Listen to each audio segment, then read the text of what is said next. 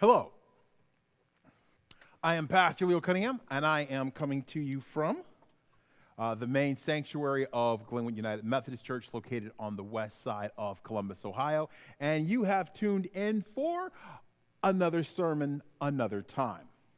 Now, what this is me sharing something that is, someone once said it would be my catchphrase if I had one, if I was a character on a television show or superhero. This was something I would say. And I say it. I've said it for years. Some people like it. Some people see it as a distraction. Some people see it as just something I say. And a lot of times I say that because there's something that I could chase down a rabbit hole, or it's something that maybe is from a sermon prep that I have to cut out for time. Every church is a little different. Some churches do longer time periods. Other ones have shorter time periods. And I said it. I'm trying to be better about this. About if I say, well, that's another sermon for another time, I should share what that story is. So if you saw the message from the 14th, which is just a few hours ago, I made a statement during the opening monologue, because technically I hadn't prayed about the sermon, so it wasn't preaching time. For me, it's like, okay, when did the prayer start? When did you say it? All the God's people say amen. That's the sermon. So there is a little, I don't know, an introduction towards the sermon. And I made a reference about being upset and sad that two people had passed away from a church I had previously served. Well, one parishioner and a pastor that I knew. And that pastor had actually served at the church decades before I got there. But we had connected over time. And I made a reference about, hearing about the parishioner passing away Saturday night around 10, and then around 9 o'clock this morning, Sunday morning, hearing about this pastor passing away. And in the sermon, in the precursor to the sermon, the prelude to the sermon, the forward, I don't know, it's late. It's been a long day. I talked about trying to shove the emotions down. I started to say my instinct. I said, no, it's my training. About shove the emotions down, stay focused, get the job done. You can't worry about having your emotions later. So, where did that come from? So you have a little bit of a better understanding about me. And once COVID is done, I'm really going to stress the importance of us finding time to make sure we're learning about each other. Maybe they're called didactic encounters. We used to do them in undergrad. But I'm not going to recommend doing those right now. COVID, get your vaccines. Wash your hands, wear masks. So I'm 12 years old. It is shortly after the passing of my grandmother, my dad's mom. And my dad said, hey, come to the store with me. And it was always fun, even at, I think 6th grade, to go places with Dad. Because sometimes if it was just running up to the corner store or whatnot, going to the grocery store, sometimes there were added things to that. It was, we're going to swing by here and get some ice cream, or we're going to stop by there. And, it was like adventure time with Dad. And grew up in the city, and we're going down the alley from the back driveway. And we were headed towards Stickney Avenue Cemetery, where I lived in the North End. And he said, Leonard, because I wasn't Leo yet, I was Leonard. He says, Leonard, I need you to promise me something. Sure, Dad, what? Lesson number 1 as an adult, never agree to a promise until you know what it is. But I'm 12, this is my dad. He said, you promise me something. Okay, Dad. He said, when my time comes and I die, I need you to be the one to keep it together. And I was like, what? And he said, I need you to be the one to keep it together. He said, because come to find out, there's some stuff missing from Ma's house, with his mother. Through the commotion of her passing, people had been coming in and out of the house to pay their respects. And people were looking through photograph albums. And some pictures had come up missing. Some items that were hers could not be located inside the house. And he said, I need you to make sure that nothing happens while everybody's upset. He said, your mom's probably going to be upset. He was like, your brothers are going to feel different, may feel different about me dying. He said, but I need you to make sure you keep it together. He said, you can cry after I'm in the ground. But he says, when I die, the first thing you need to do is you need to make sure my closet door gets nailed shut. And I was like, nailed shut? And he was like, yeah. He said, because I don't want anybody coming over and telling your mom that I had promised him this hat, or I had promised him this suit, or they had borrowed some records from me. My dad had like a record collection that he kept in like the family room. He had some records he kept in his closet. And we were never allowed to go inside Dad's closet. As time went on, I discovered that there were firearms in Dad's closet. So that was why you were never allowed to go into Dad's closet. And it wasn't about a question of, no, my dad grew up in Arkansas in the 40s, and that was that end of conversation. He was like, he said, because you need to understand, he said, don't let her give anything away. I'm like, all right, Dad. And he said, and then what I need you to do as time goes on, I need you to go through every record that I have. I said, what do you mean, Dad? Go through all the records. He said, go through the records, pull the records out, check them. He says, because, sometimes I hide money inside records. Sometimes I hide money inside of books. He says, sometimes there's money underneath the lining in the drawers. He would like line his dresser drawer with like newspaper. He said there could be money there. He said there could be money inside the linings of the hats. My dad had a bunch of hats. And they had like these hat liners on the inside of the dress hats. And he said there could be money inside of there. He was like, so don't let anybody give anything away. He said, don't let anybody give away any of my books. Check all the albums, check all the suit jacket pockets. Because my dad would also sometimes keep sermons and sermon notes in suits. He was like, you need to have a sermon in a suit. In every suit jacket, there should be a sermon.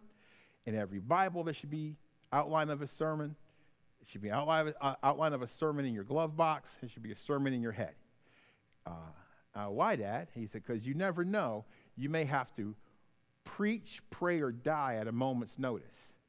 So you've always got a sermon on you. You might go somewhere and they'd be like, you might have to preach someday. Now, mind you, at this point, I wasn't really talking out loud about my calling into ministry and whatnot.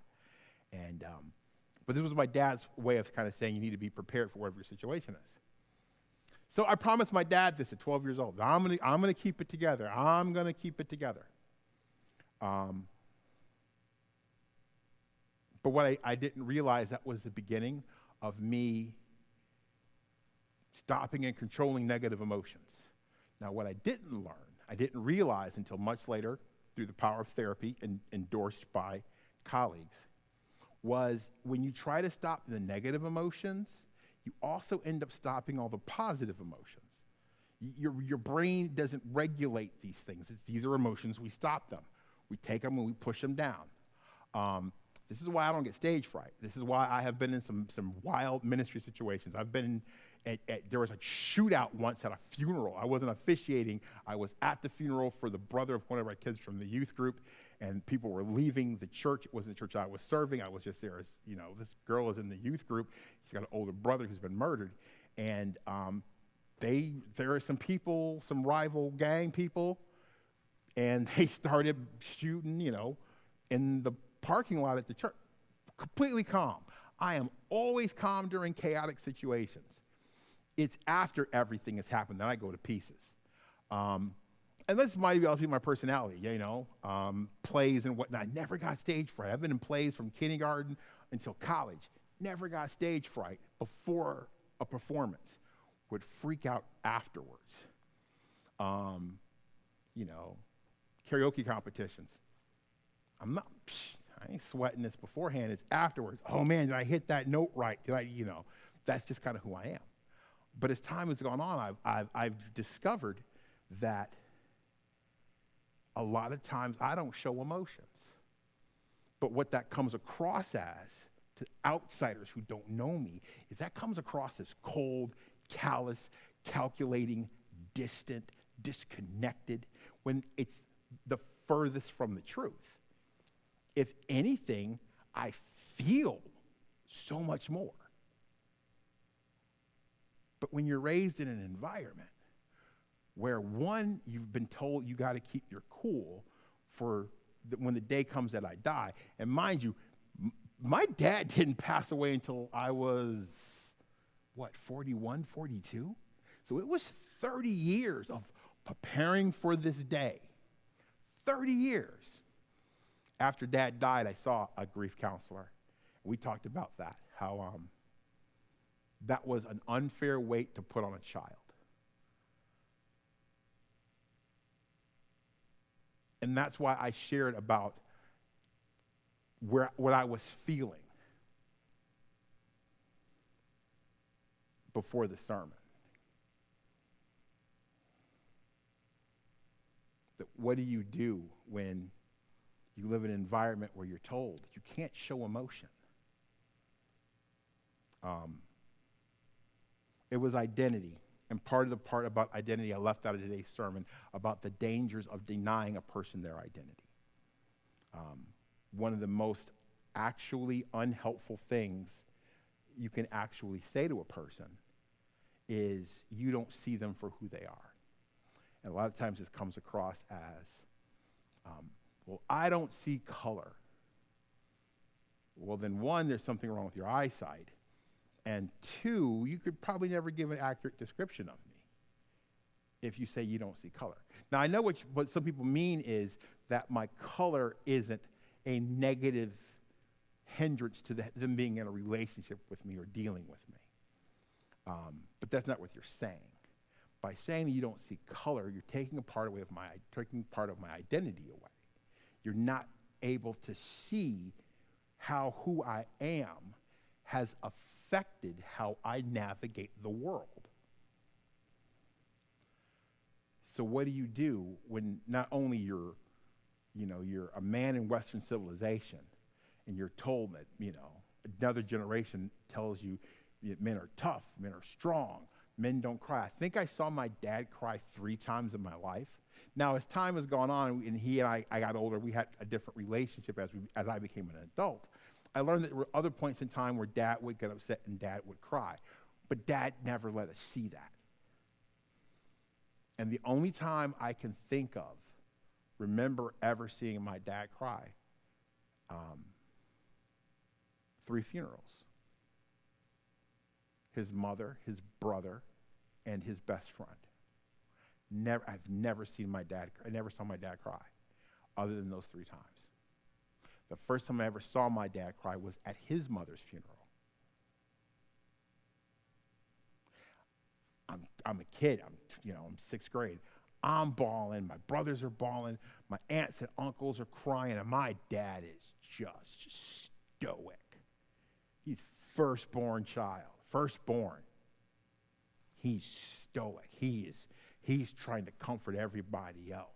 He's trying to keep, people calm. He's trying to comfort people. But the sound my dad made when they lowered my grandmother's head into that coffin and got ready to close it, the sound my father made, I've never forgotten that. I had never heard him make that noise before. This shrieking sound, this plea, I had never seen that happen.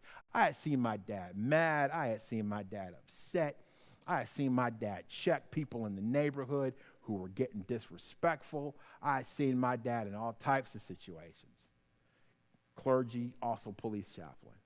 But man, that sound he made when they got ready to close that casket on Grandma Odie's funeral. I'm 48 and I'm still, look at me, I'm still, whoo.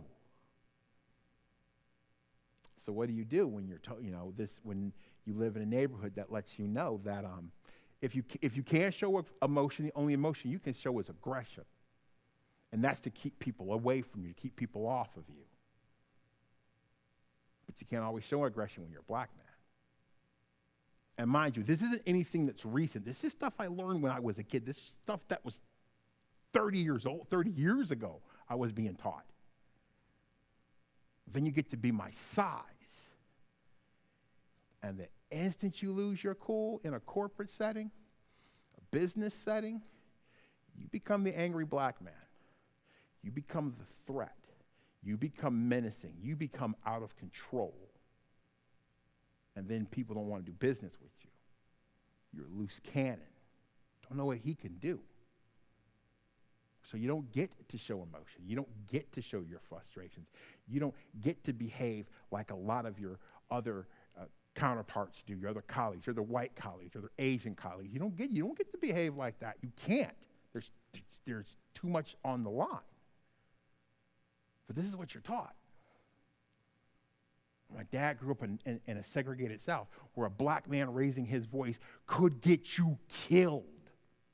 This is not hyperbole. My dad's got some horror stories about dead bodies in the Mississippi River. You better keep your cool. So then you got all of that swirling around. But what do you do when you're the kid who likes poetry? When you think there's a certain artistry to butterflies? That your favorite genre of music is jazz. But you're growing up in the inner city.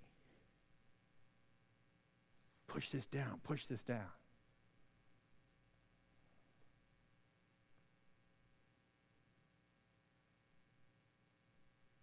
And it's like one of my colleagues once said, and was interesting that the therapist also said it as well, said, Leo, the problem is not that you feel too little, the problem is you feel too much. You're empathetic. You make an effort to try to understand where other people are coming from, whether you agree with it or not. Sympathy is sadness. Empathy is understanding. So you want to try to understand their pain, to feel their pain, also to feel their joy, to feel their happiness, to build this bond and build this connection. So one of my favorite songs from the film, The Wiz, adaptation of The Wizard of Oz, is a song called Nipsey Russell did. He was the Tin Man. He says, he's talking about what could he do if he could feel?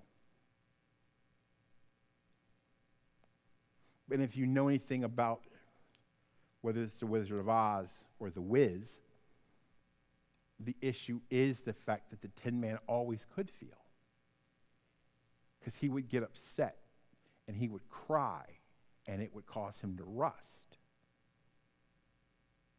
But how does a person who doesn't think they have a heart cry so much that he rusts? So it's been a lot of working on making sure that I'm put myself in those vulnerable, authentic, transparent situations. My kids have seen me cry a bunch. My kids have seen me cry. That is something my kids will never be able to say they've never seen their dad do. My kids have seen me cry during movies. They have seen me cry during plays. They have seen me cry at funerals. They have seen me cry joyous tears. They have seen me cry sad tears.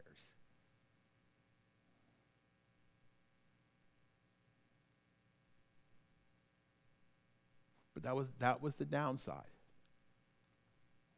of trying to stay focused, get the job done. And as I'm learning as time has gone on these last few years, that you can get the job done and still feel the emotion. No matter what the emotion is.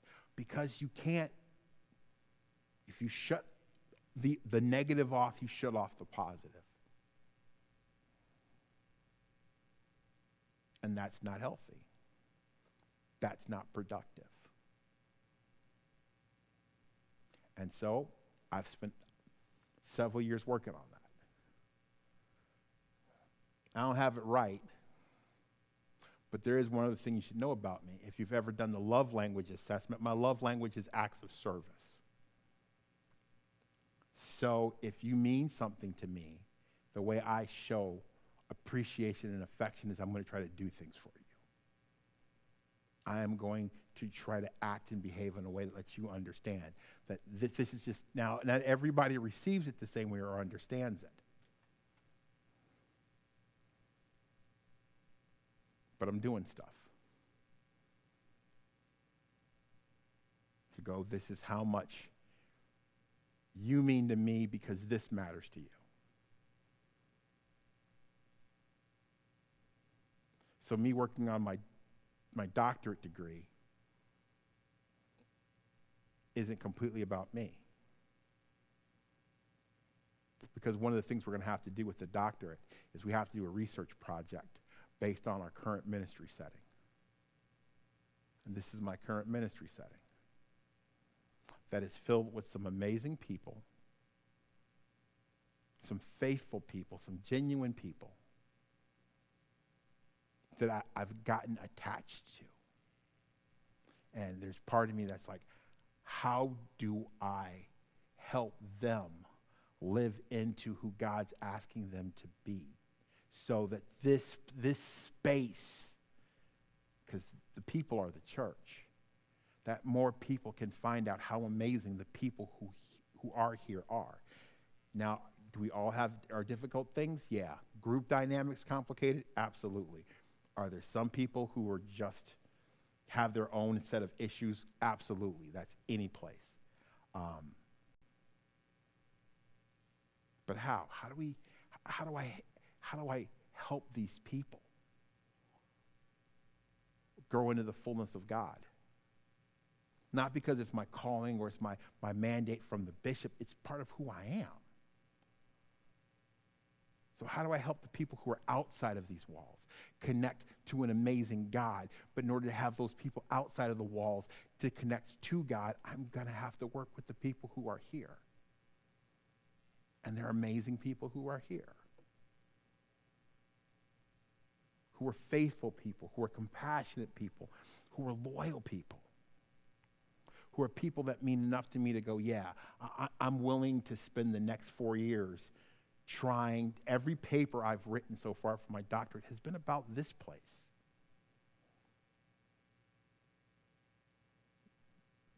The history, the present, and praying about the future. All my doctoral classes, that every assignment I've written, my research classes are about Glenwood United Methodist Church, the people of Glenwood and the surrounding area. Because they mean that much to me, because they matter that much to me.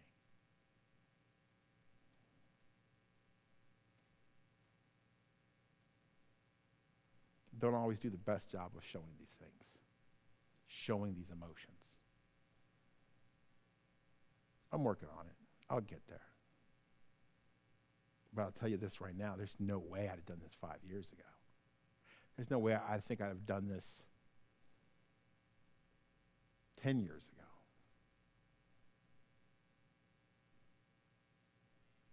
But I can do it now. Give you that insight, that understanding. So that's another sermon for another time. Oh, good grief, it was another sermon. It was 24 minutes, my bad, which I guess is technically it was another sermon. But yeah, that's what I was talking about in Sunday's message when I said, my training tells me to push these emotions down. But my new way of thinking, this becoming this new creature, the new way of thinking is, you can still do what you need to do with the emotions you have, not denying them, not ignoring them. But yeah, that's another sermon. That was another sermon for another time. Pastor Leo Cunningham, it is Sunday. It's late. It's been a long day. I'm going to set the scheduler to fire this off at some point later on this week.